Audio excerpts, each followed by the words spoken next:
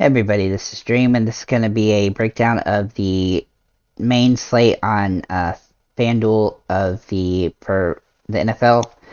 So we have 12 games, quite a few good teams playing against some subpar teams, so we should have some really good options here.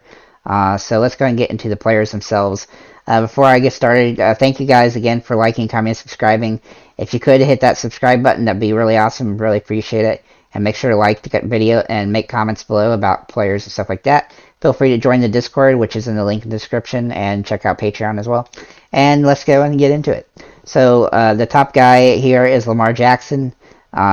He has a game against the Dolphins, which is a little bit of a tougher opponent, but he's just a dual threat quarterback, has total control, and has all sorts of options for running the ball and passing, and has some good receivers and tight ends to help him out. The next guy I really like is Kyler Murray against Las Vegas. This game should be pretty good for passing for both teams, in fact, where both teams are going to, I think it's going to be a high-scoring game, and so I really like both quarterbacks in this game. Derek Carr, the other, let's see if I can find him here. Yep, here we go. And he's a little bit less expensive, too, on the slate. He and Kyler should have big games, and so should their teammates, at the wide receiver and stuff situation. Then we have, let's see here, Matthew Stafford. I really like him this week in his matchup against Atlanta, who hasn't been good against really that good so far this season. I suspect he'll have a better game than throwing 3 interceptions like he did in Week 1 against Buffalo. The next guy I like is going to be Trey Lance for San Francisco against Seattle. And you can see that the pass defense rank is really bad for Seattle, and I suspect that's going to continue, and he will have a good game. At running back, we have several good options here, one being Jonathan Taylor for Indianapolis against Jacksonville. He should be able to have a pretty good day, besides the fact he's a little bit tougher matchup, but he's overall somebody that's kind of just super solid and probably is matchup proof. Same goes for Christian McCaffrey, who's also matchup proof. He should have a good day against the Giants, and they'll probably get ahead early and probably want to run the ball a lot too, so that will help his statistics hopefully. The next guy I like is Saquon Barkley for the Giants. He had a really great week 1, and he's going to have another opportunity here against Carolina to have a big game. They're going to need him to run the ball a lot and well and get catches in the backfield to really have a chance in this game. Then I like Joe Mixon for Cincinnati against Dallas. Dallas is just not very good up front, and he's going to be able to run through them, I think, and maybe he'll get a touchdown this week. Then we have Leonard Fournette, who might or might not be playing.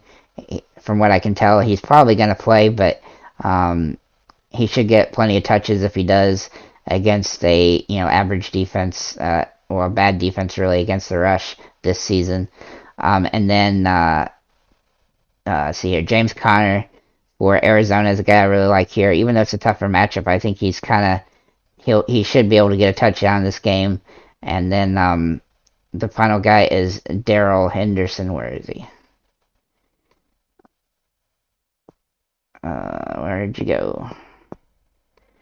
Darrell. Sorry about that. Where did you go? Here he is for the Rams.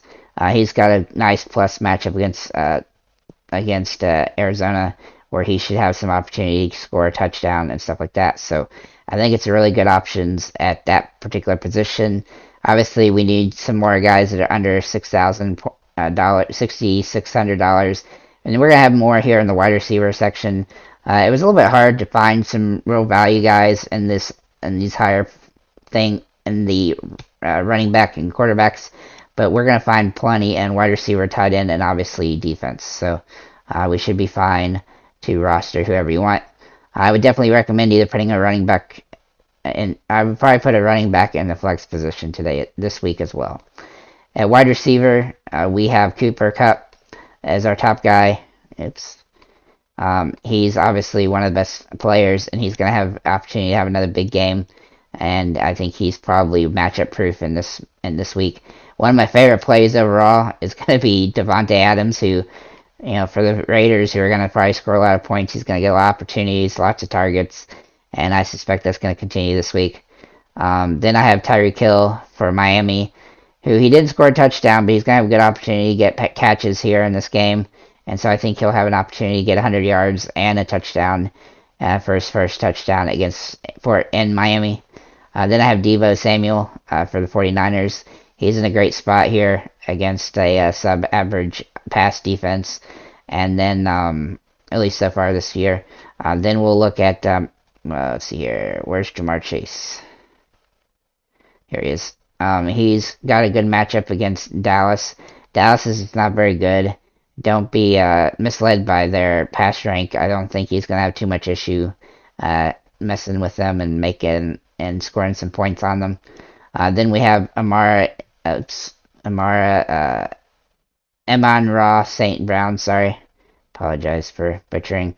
For Detroit, he's pretty much the only guy that can score points here for Detroit. So other than Hawkinson, so I think he's going to be in a situation where he's going to be useful.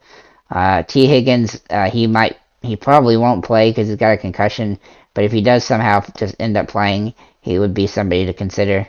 Then Christian Kirk, I'm going to have to type people in because they're cheap. Kirk. He's in a good spot here for Jacksonville against Indiana. I think he's probably going to be the top option for Jacksonville this week and get the most targets, and so I definitely like him. Let's see here. Michael Pittman for Indiana. Now, he is going to be potentially out, but I do think he's going to probably play from what I can tell, and so I suspect he's going to have another opportunity for a 100-yard day. And then DJ Moore for Carolina looks like he's in a great spot against the Giants, and he should have an opportunity to be one of the top 2 or 3 targeted guy for the team. And then I have Allen Robinson for the Rams. Excuse me. Now the Falcons are not a very good team, so he's gonna have an opportunity here to really break out. He didn't have a great week 1, but I think he's gonna have an opportunity in this game. He needs to be more, as their coach said, he needs to be more involved. So he's somebody to take a look at because he should get targeted quite a bit more. And then finally Julio Jones, if he plays, he might be out though. It hasn't been certain yet. If he plays, then he's going to be somebody to take a look at. Tom Brady really liked him in week 1, 69 yards. He didn't get a touchdown, but he's going to have an opportunity for one this week. So I really like him. So that's what I have at wide receiver. At tight end, I have Mark Andrews for Baltimore. Obviously, he's probably the best tight end on the board this week. He does have the toughest matchup for the position, but I still think he's pretty good. Darren Waller is probably my favorite one for the Raiders. He's going to have lots of opportunities. Probably more targets this week than he had last week in this particular matchup. Kyle Pitts is going to be a guy I like for Atlanta. Even though Atlanta's not very good, he's going to have some opportunities in this game. He had a lot of targets last week, but he didn't get any. He missed a lot of them, so look for him to fix that and get back at it this week. Then T.J. Hawkinson, he's the only other guy on Detroit that can really catch balls, and so I think he's going to have another opportunity to get some good targets and hopefully a touchdown. And then Tyler Higbee for the Rams. He's in a great position on FanDuel only, I think. He'll get the targets, but he doesn't typically get a ton of yards per target. But if he can get a touchdown, he'll definitely pay off, especially at his price. And then Albert, where's Albert? Okay, here we go. Albert, I don't know how to say your last name, so I'm not going to try, but from Denver, he's going to have a good opportunity in this week. He got some targets from Russell Wilson last week, and he should be able to build on that this week and hopefully get a touchdown in the process. And then for the defenses, we got a couple defenses to choose from here. First of all, we have the Browns defense, who's pretty expensive, but they're probably worth playing in this plus matchup against the Texans. They should have some opportunity for interceptions and stuff. Then I have the Buccaneers against New Orleans. I think this is a potential game where they could score quite a few points and get some interceptions and stuff. And then the Bengals against Dallas. I really like anybody against Dallas right now with them not having their starting quarterback, and so that gives them a lot of upside. Plus, they're good at getting into into the offensive line. So it looks like they're going to have plenty of opportunities. They didn't do great against Pittsburgh, but I think they're going to have a better opportunity this week to do well. Then the 49ers against against Seattle rather. Obviously they're a little bit more expensive, but I think they're in a good spot here in this particular matchup.